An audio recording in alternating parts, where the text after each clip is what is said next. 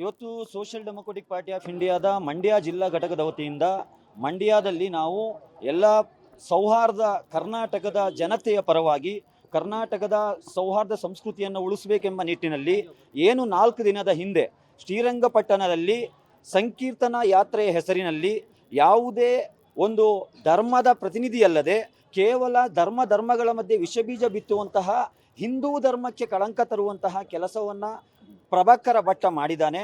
ಆ ಸಂಕೀರ್ತನ ಯಾತ್ರೆಯಲ್ಲಿ ಮುಸ್ಲಿಂ ಮಹಿಳೆಯರ ಬಗ್ಗೆ ಮತ್ತು ಇಡೀ ಮಹಿಳಾ ಕುಲಕ್ಕೆ ಅವಮಾನಿಸುವಂತಹ ಹೇಳಿಕೆಯನ್ನು ನೀಡಿದ್ದಾನೆ.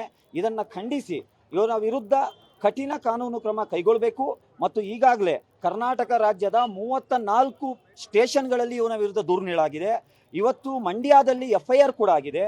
ಅದರಲ್ಲಿ ಜಾಮೂನು ರಹಿತ ಸೆಕ್ಷನ್ಗಳಲ್ಲಿ FIR ಆಗಿದೆ.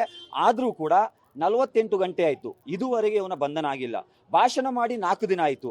ಇವತ್ತು ನಾವು ಪ್ರತಿಭಟನೆ ಮಾಡೋ ಮುಖಾಂತರ ಇಲ್ಲಿಯ ಸೂಪರಿಂಟೆಂಡೆಂಟ್ ಆಫ್ ಪೊಲೀಸ್ ಮತ್ತು ಗೃಹ ಮಂತ್ರಿಯವರಿಗೆ ಕೇಳ್ತಾ ಇದ್ದೇವೆ, ನೀವು ಸಂವಿಧಾನಕ್ಕೆ ಅತೀತವಾಗಿ ಜವಾಬ್ದಾರಿ ನಿರ್ವಹಿಸ್ತಾ ಇದ್ದೀರಾ ಅಥವಾ ನೀವು ಕೇಶವ ಕೃಪಕ್ಕೆ ಅತೀತರಾಗಿ ಜವಾಬ್ದಾರಿ ನಿರ್ವಹಿಸ್ತಾ ಇದ್ದೀರಾ?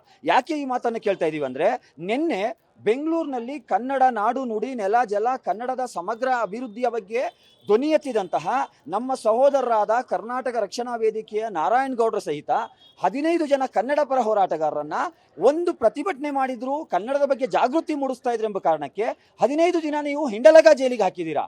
ಇದನ್ನು ನಾವು ಖಂಡಿಸ್ತೇವೆ. ಅದೇ ಸಂದರ್ಭದಲ್ಲಿ ಕರ್ನಾಟಕದ ಸೌಹಾರ್ದತೆ ಕೆಡಿಸುವಂತಹ, ಇಡೀ ಸ್ತ್ರೀಕುಲಕ್ಕೆ ಅವಮಾನ ಮಾಡಿರುವಂತಹ, ಹಿಂದೂ ಮುಸ್ಲಿಂ ದ್ವೇಷ ಭಾವನೆ ಹುಟ್ಟಾಕಿರುವಂತಹ ಕೋಮು ಕ್ರಿಮಿಯ FIR ಆಗಿ 48 ಗಂಟೆ ಆಯಿತು.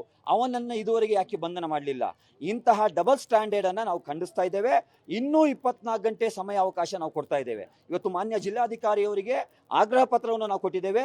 ಸೂಪರಿಂಟೆಂಡೆಂಟ್ ಆಫ್ ಪೊಲೀಸಿಗೆ ಕರೆದು ಮಾತಾಡಿ, ನೀವು 24 ಗಂಟೆ ಒಳಗೆ ಕಲ್ಲಡ್ಕ ಪ್ರಭಾಕರ್ ಭಟ್ಟನನ್ನು ಬಂಧನ ಮಾಡಲಿಲ್ಲ ಅಂತ ಹೇಳಿದ್ರೆ ಈ ಪ್ರತಿಭಟನೆ, ಈ ಹೋರಾಟ ರಾಜ್ಯದ ಪ್ರತಿ ಜಿಲ್ಲೆಗಳಿಗೂ ತಾಲೂಕುಗಳಿಗೂ ನಾವು ವಿಸ್ತರಿಸಬೇಕಾಗ್ತದೆ. ಕರ್ನಾಟಕದ ಕೇವಲ ಮುಸಲ್ಮಾನರು ಮಾತ್ರ ಅಲ್ಲ, ಎಲ್ಲ ಸೌಹಾರ್ದ ಪ್ರೇಮಿಗಳು ಈ ಹೋರಾಟಕ್ಕೆ ಧುಮುಕ್ತಾರೆ ಎಂಬಂಥ ಸಂದೇಶವನ್ನು ನಾವು ನೀಡ್ತಾ ಇದ್ದೇವೆ. ನನ್ನ ಹೆಸರು Afsar Kodlipete, social democratic party of ಇಂಡಿಯಾದ ರಾಜ್ಯ ಪ್ರಧಾನ ಕಾರ್ಯದರ್ಶಿ. ಇವತ್ತಿನ ಪ್ರತಿಭಟನೆಯಲ್ಲಿ ಹೈಕೋರ್ಟ್ನ ವಕೀಲರಾದ ಹರಿರಾಮ್ ಅವರಿದ್ದರು ಮತ್ತು ಜನಶಕ್ತಿ ಸಂಘಟನೆಯ ಪ್ರಮೀಳಾ ಅವರಿದ್ದರು ಮತ್ತು ಪೂರ್ಣಿಮಾ ಅವರಿದ್ದರು ಮತ್ತು ವಿಮೆನ್ ಇಂಡಿಯಾ ನ್ಯೂಸ್ ಫಸ್ಟ್ ನಿರ್ಭೀತಿಯಿಂದ ನಿಮ್ಮ ಪರವಾಗಿ.